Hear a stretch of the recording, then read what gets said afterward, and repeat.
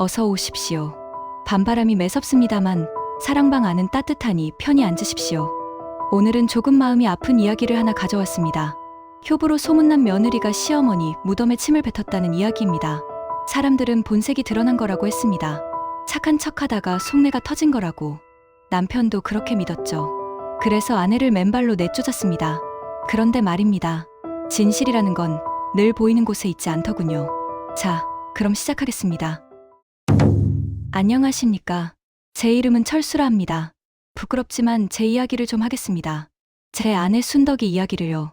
이 이야기를 하려면 먼저 순덕이가 어떤 사람이었는지부터 말씀드려야 합니다.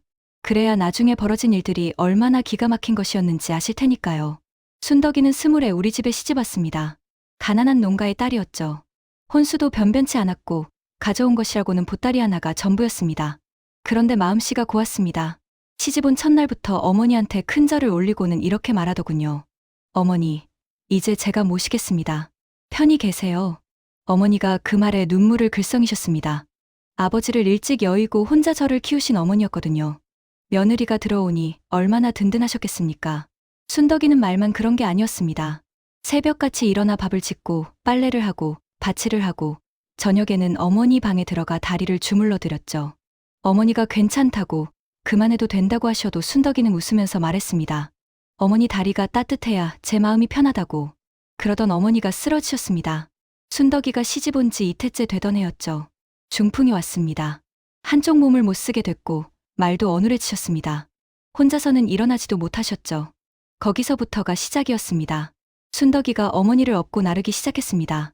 아침에 일으켜 세우고 얼굴을 닦아드리고 미음을 떠서 입에 넣어드렸죠. 대소변을 못 가리시니 기저귀를 채우고 더러워지면 갈아드렸습니다. 냄새가 고약했습니다. 솔직히 저도 코를 막고 고개를 돌린 적이 있었죠. 아들인 저도 그랬는데 며느리가 그걸 했습니다.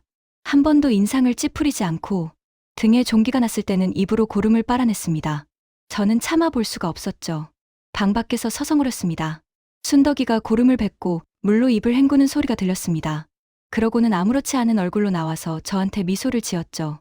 어머니 좀 나아지신 것 같다고. 그게 하루 이틀이 아니었습니다. 1년, 2년, 3년. 해가 바뀌어도 순덕이는 변하지 않았습니다. 마을 사람들이 수군거렸죠. 저 며느리 지치지도 않느냐고. 보통 사람이면 벌써 손을 놨을 거라고. 어른들이 제 어깨를 두드리며 말했습니다. 철수야, 네 마누라는 사람이 아니라 부처다. 전생에 네가 무슨 공덕을 쌓았길래 저런 여자를 만났냐고. 5년이 지나고 7년이 지났습니다. 어머니 상태는 점점 나빠졌죠. 말을 아예 못하시게 됐고 눈만 겨우 뜨셨습니다.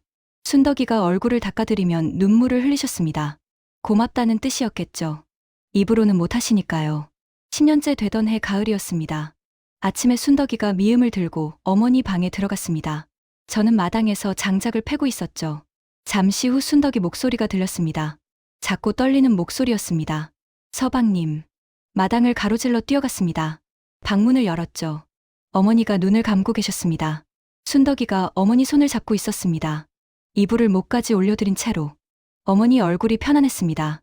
웃고 계신 것 같았죠. 고생하셨던 분이 마침내 놓아주신 얼굴이었습니다. 순덕이는 울지 않았습니다. 아니, 제가 방에 들어갔을 때는 울지 않았습니다. 어머니 손을 잡고 가만히 앉아 있었죠. 눈이 벌겋게 충혈돼 있었으니 이미 실컷 울고 난 뒤였을 겁니다. 저한테는 눈물을 안 보이려 한 거죠. 저는 그 자리에 주저앉아 울었습니다. 어머니, 소리를 내서 울었습니다. 순덕이가 제 등을 쓸어줬습니다. 그러면서 조용히 말했죠. 어머니, 편히 가세요. 고생 많으셨습니다. 그 목소리가 너무 담담해서 오히려 더 가슴이 아팠습니다. 장례를 치렀습니다. 뒷산 양지 바른 자리에 묘를 썼죠. 마을 사람들이 조문을 왔고 하나같이 순덕이를 칭찬했습니다. 저런 효부한테 모셔진 어르신은 팔자가 좋은 거라고. 저승에서도 며느리 복을 자랑하실 거라고. 순덕이는 발인 날 관이 나갈 때 무릎이 꺾였습니다. 제 팔을 잡고 서 있었는데 관이 대문을 나서는 순간 다리에 힘이 풀렸죠. 주저앉으면서 소리를 죽여 울었습니다. 어깨가 들썩이는데 소리가 나오지 않았습니다. 10년 동안 참았던 것들이 한꺼번에 터지는 것 같았죠. 저도 울었고 마을 사람들도 눈시울을 붉혔습니다. 묘 앞에서 순덕이가 마지막으로 절을 올렸습니다. 이마가 땅에 닿도록 깊이 엎드렸죠. 한참을 그렇게 있었습니다. 일어나서는 흙을 한 줌 쥐더니 묘 위에 조용히 올려놓았습니다. 아무 말 없이. 그게 순덕이식 작별이었습니다. 그렇게 어머니를 보내드렸습니다. 슬프지만 살아야 했습니다. 순덕이도 저도 다시 일상으로 돌아갔죠. 바치를 하고 장에 나가고 밥을 먹고 잠을 잤습니다. 어머니 방은 비워뒀습니다. 순덕이가 가끔 그 방 앞에서 멈춰 서는 걸 봤지만 내색하지 않았죠. 서로 그러려니 했습니다. 시간이 약이라고 조금씩 나아지겠거니. 석 달쯤 지났을 때였습니다. 순덕이가 이상해지기 시작했습니다. 처음에는 잘 몰랐습니다. 밥을 조금 덜 먹는다거나 멍하니 먼 산을 바라본다거나 어머니 돌아가시고 허전한 거겠지 싶었죠. 그런데 점점 얼굴이 어두워지더니 눈 밑에 그늘이 깊어졌습니다. 밤에 잠을 못 자는 것 같았죠. 뒤척이는 소리가 들렸습니다. 그러다 밤마다 집을 나가기 시작했습니다. 제가 잠든 뒤에 살금살금 문을 열고 나가더군요.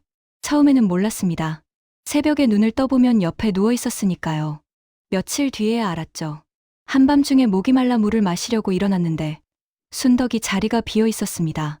이불이 차갑더군요. 마당에 나가봤습니다. 없었습니다. 대문이 열려 있었죠. 다음 날 어디 다녀왔냐고 물었습니다.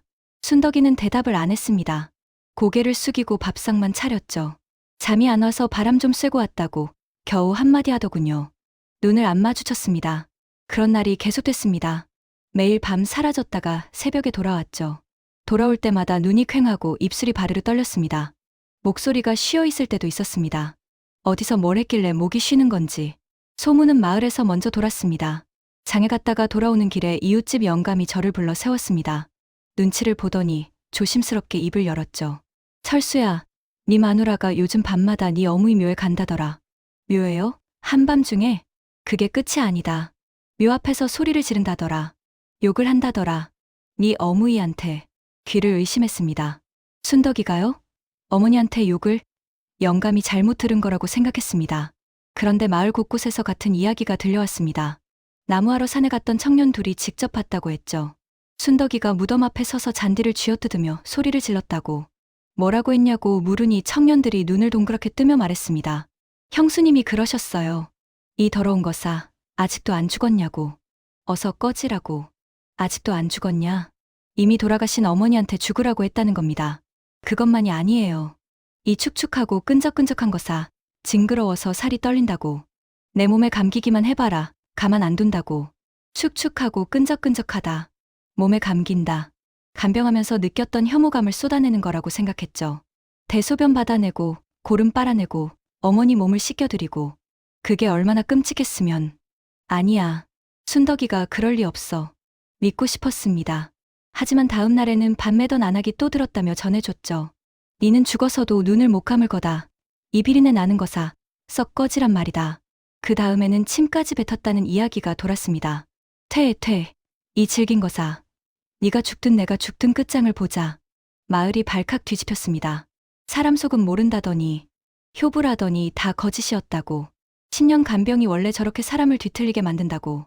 죽고 나니까 그동안 쌓인 원한이 터진 거라고. 저는 참았습니다. 소문이니까. 직접 본 게 아니니까. 순덕이를 알고 있으니까. 그런데 매일 밤 빈자리를 보면서 점점 버티기가 힘들어졌습니다. 직접 봐야겠다고 결심한 건 어느 날 밤이었습니다. 잠든 척했습니다. 숨소리를 고르게 하고 눈을 감았죠. 얼마나 지났을까? 순덕이가 살그머니 일어났습니다. 이불을 젖히는 소리가 들렸죠. 문이 열렸다 닫혔습니다. 발소리가 멀어졌습니다. 저도 일어났습니다. 겉옷을 걸치고 뒤를 밟았죠. 달빛이 희미하게 비치는 밤이었습니다. 순덕이가 뒷산으로 올라가고 있었습니다. 발걸음이 빨랐죠. 익숙한 길이라는 듯 한 번도 멈추지 않았습니다. 매일 밤 다닌 길이었겠죠. 어머니 묘가 나타났습니다. 순덕이가 묘 앞에 섰습니다. 저는 나무 뒤에 숨었습니다. 심장이 미친 듯이 뛰었죠. 제발 아니기를. 소문이 거짓이기를. 순덕이가 입을 열었습니다. 이 더러운 거사. 심장이 쿵 내려앉았습니다. 아직도 붙어 있어. 아직도 안 죽었어? 목소리가 갈라져 있었습니다. 분노인지 슬픔인지 알 수 없는 목소리였죠. 이 축축하고 차디찬 거사. 징그러워. 네 몸뚱어리에서 나는 이 비린내가 여기까지 올라온다. 어서 죽어. 제발 죽어. 순덕이가 무덤의 잔디를 쥐어뜯었습니다. 발로 땅을 쾅쾅 차며 소리를 질렀죠. 네가 거기서 버티면 뭘 해. 내가 매일 와서 침을 뱉고 욕을 해줄 테니까 각오해. 이 질긴 거사. 그리고 정말로 무덤에 침을 뱉었습니다. 퇴. 눈앞이 빨개졌습니다. 나무 뒤에서 뛰쳐나갔습니다. 이 여편네가 미쳤어. 순덕이가 화들짝 놀라 돌아봤습니다. 얼굴이 하얘졌죠. 눈이 휘둥그레졌습니다. 서방님. 내가 다 들었어. 내 어머니 묘 앞에서 지금 뭔 짓거리를 하는 거야. 순덕이 입이 벌어졌다 닫혔습니다. 뭔가 말하려 했죠. 그런데 입을 다물었습니다. 눈동자가 흔들렸습니다. 뭔가 말 못할 사정이 있는 눈이었는데 그때 저는 그걸 볼 여유가 없었습니다. 분노에 눈이 뒤집혀 있었으니까요. 10년을 모셨으면서 이게 네 본심이었어. 죽으라고? 징그럽다고? 아직도 안 죽었냐고? 순덕이가 고개를 떨궜습니다. 아니에요. 서방님, 그게 아니에요. 그게 아니면 뭐야? 내 두 눈으로 똑똑히 봤어. 어머니 묘에다 대고 침을 뱉는 걸. 이 페류나야. 페류나. 그 말이 입에서 나오는 순간 순덕이 어깨가 움찔했습니다. 고개를 더 숙였죠. 입술을 깨물고 있었습니다. 피가 맺혔습니다.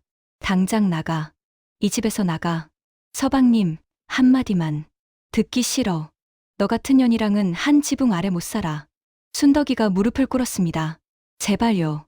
한마디만 들어주세요. 어머니, 네가 지금 어머니를 입에 올려? 묘에다 침 뱉는 년이. 순덕이 입이 다물렸습니다. 뭔가 하려던 말을 삼킨 것 같았죠. 눈에 눈물이 그렁그렁했지만 흘리지 않았습니다. 한참을 무릎 꿇고 있다가 천천히 일어났습니다. 알겠습니다. 그 한마디를 남기고 산을 내려갔습니다. 저는 그 자리에 서서 순덕이 뒷모습을 봤습니다. 맨발이었습니다. 급하게 나왔으니 신발을 못 신은 거죠. 달빛 아래 하얀 발이 돌밭을 밟으며 멀어졌습니다. 그때는 몰랐습니다. 그 맨발이 어디로 향하는지, 그리고 순덕이가 삼킨 그 한마디가 무엇이었는지. 그날로 아내는 돌아오지 않았습니다. 순덕이를 내쫓고 나니 속이 시원할 줄 알았습니다. 그런데 아니었습니다. 집이 텅 비었죠. 새벽에 일어나면 부엌이 차갑고 밥상은 비어있고 아무 소리도 나지 않았습니다. 순덕이가 채우던 자리가 구멍처럼 뻥 뚫려 있었죠. 후회는 아니었습니다. 어머니 묘에 침을 뱉은 건 용서할 수 없는 일이니까요. 그런데 자꾸 순덕이 얼굴이 떠올랐습니다. 쫓겨나면서도 울지 않았던 얼굴. 뭔가 말하려다 삼킨 입. 맨발로 돌밭을 밟으며 멀어지던 뒷모습. 신경 쓰지 말자고 다짐했습니다. 페류나한테 정을 줄 필요 없다고. 그런데 몸이 먼저 이상해졌습니다. 순덕이를 내보낸 지 보름쯤 됐을 때였죠. 아침에 일어나는데 몸이 천근만근이었습니다. 팔다리에 힘이 빠지고 머리가 지끈지끈 아팠죠. 감기인가 싶어 미역국을 끓여 먹었는데 나아지지 않았습니다. 오히려 더 심해졌죠. 한 달이 지나자 밥을 못 먹게 됐습니다. 숟가락을 들면 손이 떨렸고 입에 넣으면 목구멍이 막혀 삼킬 수가 없었죠. 몸이 마르기 시작했습니다. 기운이 없어 밭에 나갈 수도 없었습니다. 하루 종일 방에 누워 천장만 봤죠. 2달이 되니 일어나지 못했습니다.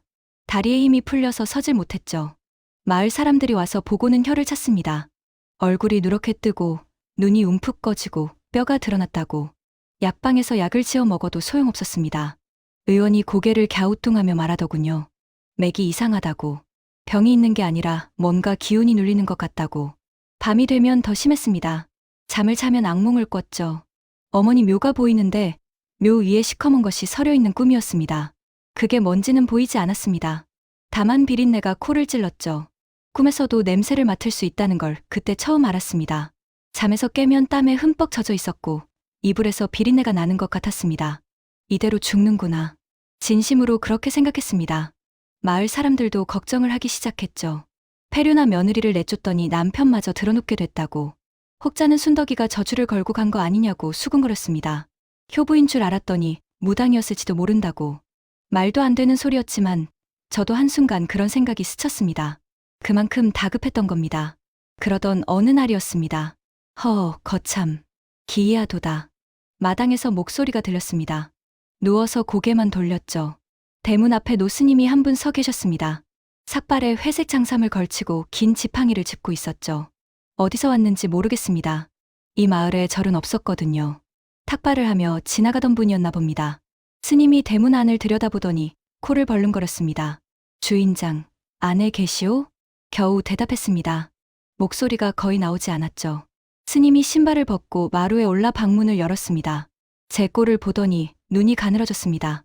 한참 제 얼굴을 들여다보고 손목을 잡아 맥을 짚어보고 방 안 구석구석을 둘러봤죠. 언제부터 일이 아팠소? 두어 달 됐습니다. 약을 써봤소? 안 듣습니다. 의원도 모르겠다고 합니다. 스님이 고개를 끄덕였습니다. 그러더니 갑자기 물었죠. 이 집에 최근 상을 치렀소? 등골이 서늘해졌습니다. 어머니가 석 달 전에 돌아가셨습니다. 묘를 어디에 썼소? 뒷산에요. 묘 자리를 누가 잡았소? 마을 직관 어른이 잡아주셨습니다. 스님이 턱을 쓸어내리며 한참 생각에 잠겼습니다. 그러다 조심스럽게 물었죠. 혹시 묘를 쓰고 나서 집안에 이상한 일이 있었소? 식구가 아프다거나 집을 나간 사람이 있다거나. 가슴이 철렁했습니다. 어떻게 아는 겁니까? 저는 망설이다가 전부 말했습니다. 순덕이가 밤마다 어머니 묘에 가서 욕을 한 것, 침을 뱉은 것, 그래서 쫓아낸 것까지. 스님이 듣는 내내 눈을 감고 있었습니다. 다 듣고 나서 한숨을 길게 내쉬었죠. 스님이 갑자기 자리에서 벌떡 일어났습니다.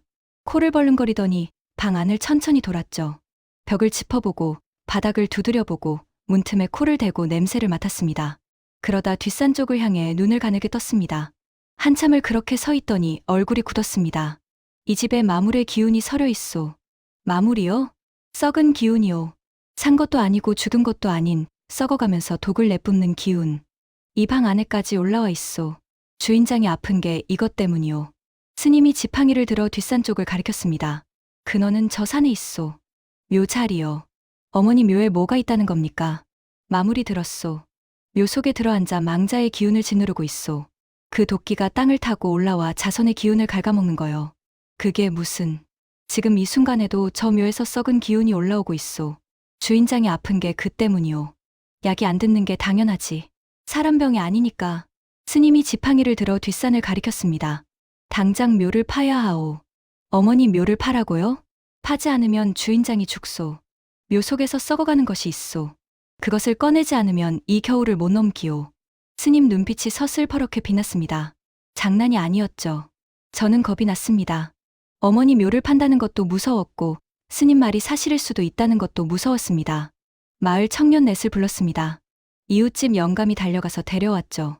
저는 걸을 힘이 없어 지게에 실려 산을 올라갔습니다. 스님이 앞장서서 걸었고 청년들이 곡괭이와 삽을 들고 뒤따랐죠. 마을 사람 몇도 무슨 일인가 싶어 따라왔습니다. 어머니 묘에 도착했습니다. 양지 바른 자리에 봉분이 고요히 앉아 있었죠. 잔디가 고르게 자라 있었고 얼핏 보면 아무 이상이 없었습니다. 그런데 스님이 묘 앞에 서자마자 얼굴이 일그러졌습니다. 코를 틀어막더군요. 냄새가 심하오. 여기까지 올라오고 있소. 저도 맡았습니다. 바람을 타고 비린내가 올라왔죠. 흙 속에서 나는 냄새였습니다. 꿈에서 맡았던 바로 그 냄새. 현실에서 맡으니 더 역했습니다. 파시오. 청년들이 곡괭이를 들었습니다. 퍽, 퍽, 흙이 거쳐 나가기 시작했죠. 파내려갈수록 냄새가 짙어졌습니다. 청년 하나가 얼굴을 돌리며 헛구역질을 했죠. 비린내에 썩은 냄새가 섞여 있었습니다. 살이 썩는 냄새. 맡아본 사람은 압니다. 한 번 맡으면 잊을 수가 없는 냄새죠. 흙이 허리 높이까지 파였을 때 삽에 뭔가 단단한 것이 걸렸습니다. 관입니다. 청년이 소리쳤죠. 그런데 목소리가 이상했습니다. 떨리고 있었습니다. 근데 이게 뭡니까? 관이 깨져 있습니다. 주변 사람들이 횃불을 들이댔습니다. 관 뚜껑이 보였죠. 그런데 온전하지 않았습니다. 한쪽이 부서져 있었습니다. 안에서 무언가가 밀고 들어온 것처럼 나무가 안쪽으로 쪼개져 있었죠. 구멍이 나 있었습니다. 사람 머리가 들어갈 만한 크기였습니다. 뚜껑을 열어보시오. 스님이 말했습니다. 청년들이 서로 눈치를 봤죠. 아무도 먼저 손을 대려 하지 않았습니다. 냄새만으로도 충분히 무서웠으니까요. 어서. 스님이 재촉하자 청년 둘이 이를 악물고 관 뚜껑에 손을 댔습니다. 부서진 나무를 들어 올렸죠. 그 순간이었습니다. 으악! 비명이 터졌습니다. 관 뚜껑을 잡고 있던 청년이 손을 놓고 뒤로 나자빠졌죠. 다른 청년도 비명을 지르며 물러섰습니다. 구경하던 마을 사람들이 아우성을 치며 흩어졌죠. 저는 지게 위에서 목을 빼고 내려다봤습니다. 관 안에 어머니가 계셨습니다. 수의를 입으신 어머니. 그런데 어머니 몸 위에 시커먼 것이 칭칭 감겨 있었습니다. 구렁이였습니다. 어른 팔뚝보다 굵은 검은 구렁이. 어머니 몸을 뱅뱅 감고 있었습니다. 허리를 감고 가슴을 감고 목까지 한 바퀴 돌아 조이고 있었죠.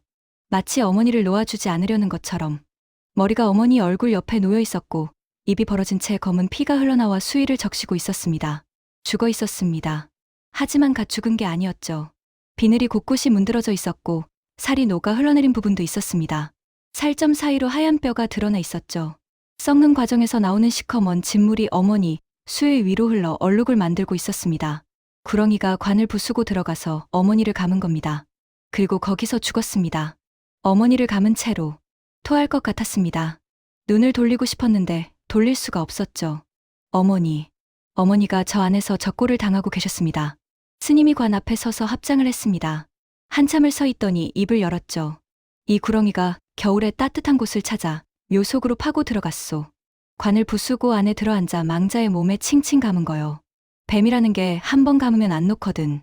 살아서도 조이고 죽어서도 감은 채 썩은 거요. 스님이 구렁이 사체를 가리켰습니다. 이놈이 살아있을 때는 도끼를 내뿜어 망자의 혼이 편히 가지 못하게 했을 거요. 죽어서는 썩으면서 독을 품어 산 사람한테까지 화가 미친 거고 주인장이 아픈 게 이 때문이오. 그러면 이걸 꺼내면 낫는 겁니까? 사체를 꺼내고 불로 태워야 하오. 뼈까지 남김없이. 그래야 도끼가 끊기오. 스님이 직접 지팡이로 구렁이 사체를 관에서 떼어내기 시작했습니다. 썩은 살이 떨어지며 악취가 치솟았죠. 청년들이 코를 막고 고개를 돌렸지만 스님은 눈 하나 깜짝하지 않았습니다. 한 토막 한 토막 떼어내서 흙 위에 올려놓았죠. 어머니 수의가 드러났습니다. 구렁이 진물에 얼룩져 있었지만 어머니 얼굴은 놀랍게도 편안했습니다. 장례 때 마지막으로 봤던 그 얼굴 그대로였죠. 저는 그 얼굴을 보고 울었습니다. 어머니, 이런 꼴을 당하고 계셨는데 아들이라는 놈은 몰랐습니다. 순덕이만 알고 있었습니다. 순덕이. 그제야 머릿속에 번개가 쳤습니다. 순덕이가 했던 말들이 하나씩 떠올랐습니다. 이 축축하고 끈적끈적한 거사. 내 몸에 감기기만 해봐라. 이 비린내 나는 거사. 아직도 안 죽었냐? 어서 죽어라. 니는 죽어서도 눈을 못 감을 거다. 전부 이 구렁이한테 한 말이었습니다. 시어머니한테 한 게 아니었습니다. 어머니를 감고 있는 이 시커먼 것한테 제발 죽어라, 떨어져라, 그 소리였습니다. 온몸에서 힘이 빠졌습니다. 주저앉아 흙바닥에 이마를 박았습니다. 순덕아.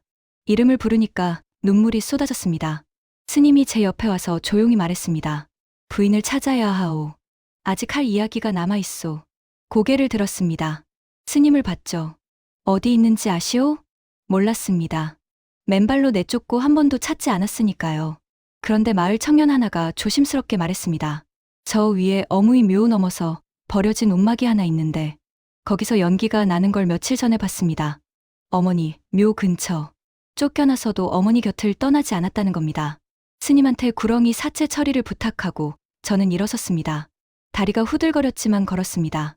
기어서라도 가야 했습니다. 움막은 어머니 묘에서 고개 하나를 넘긴 곳에 있었습니다. 움막이라고 부르기도 민망한 것이었죠. 나뭇가지를 엮어 세운 벽에 풀을 덮은 지붕. 바람이 불면 흔들릴 것 같았습니다. 그 앞에서 연기가 가늘게 올라오고 있었죠. 다리가 풀려서 두어 번 넘어졌습니다. 나뭇가지를 잡고 일어나 다시 걸었죠. 움막 앞에 도착해서 안을 들여다봤습니다. 순덕이가 있었습니다. 구석에 웅크리고 앉아 있었죠. 작은 화덕에 불을 피워놓고 손을 쬐고 있었습니다. 몇 달 사이에 사람이 달라져 있었습니다. 얼굴이 반쪽이 됐더군요. 광대뼈가 튀어나오고 눈이 움푹 꺼지고 입술이 쩍쩍 갈라져 있었습니다. 옷은 쫓겨난 날 입고 있던 그 옷 그대로였죠. 더럽고 해져서 누더기가 다 됐습니다. 발을 봤습니다. 맨발이었던 그 발. 발바닥이 갈라지고 굳은 살이 박여 있었죠. 사람 발 같지 않았습니다. 이렇게 살고 있었습니다. 몇 달을. 순덕아. 부르니까 목이 메어 소리가 제대로 나오지 않았습니다. 순덕이가 고개를 들었습니다. 저를 보더니 눈이 커졌죠. 그러다 시선이 제 몸을 훑었습니다. 뼈만 남은 제 꼴을 보더니 얼굴이 와르르 무너졌습니다. 서방님, 왜 이렇게 됐어요? 저한테 물어보는 겁니다. 자기가 저 꼴로 살면서 제 걱정을 먼저 하는 겁니다. 저는 움막 앞에 무릎을 꿇었습니다. 묘를 팠다. 순덕이 얼굴이 굳었습니다. 관이 부서져 있었어. 그 안에 시커먼 구렁이가 어머니를 칭칭 감고 죽어 있었어. 순덕이 입이 떨리기 시작했습니다. 두 손으로 입을 막았죠. 네가 한 욕이 어머니한테 한 게 아니라는 거 이제 안다. 순덕이 눈에서 눈물이 주르륵 흘렀습니다. 입을 막은 손가락 사이로 신음이 새어나왔죠. 왜 말 안 했어? 왜 나한테 말을 안 했어? 순덕이가 한참을 울다가 겨우 입을 열었습니다. 목소리가 갈라져서 끊기고 또 끊겼죠. 석 달째 되던 날 밤이었어요. 꿈이었다고 했습니다. 어머니가 꿈에 나타나셨다고. 어머니가 파랗게 질려서 숨을 못 쉬고 계셨어요. 온몸에 시커먼 것이 감겨 있었는데 어머니가 괴로워하시면서 저한테 말씀하셨어요. 아가, 내 묘에 큰 뱀이 들어왔다고. 온몸을 조여서 숨을 쉴 수가 없다고. 제발 살려달라고. 순덕이가 흐느꼈습니다. 어떻게 해야 하냐고 여쭤봤더니 어머니가 그러셨어요. 묘에 와서 욕을 해달라고. 독한 욕을 퍼부으면 그것이 움츠러든다고. 침을 뱉으면 비늘이 녹는 것 같다고. 그래서 매일 밤. 네. 다음 날부터 갔어요. 무서웠어요. 밤에 혼자 산을 올라가는 게 무서웠고 무덤 앞에 서면 비린내가 올라오는 게 무서웠어요. 그런데 욕을 하고 돌아온 날 밤에 꿈을 꾸면 어머니가 조금 덜 괴로워하고 계셨어요. 그 시커먼 것이 조금 느슨해져 있었죠. 그걸 보니까 멈출 수가 없었어요. 나한테 말하면 됐잖아. 왜 혼자? 순덕이가 고개를 저었습니다. 말하려고 했어요. 처음에. 그런데 그것이, 그 구렁이가. 순덕이 목소리가 더 작아졌습니다. 꿈에서 저한테 왔어요. 시커먼 것이 제 앞에 떠리를 틀고 앉아서 말했어요. 주변 사람한테 알리면 네 시어머니를 잡아먹겠다고. 혼을 삼켜서 저승도 못 가게 하겠다고. 손이 떨리고 있었습니다.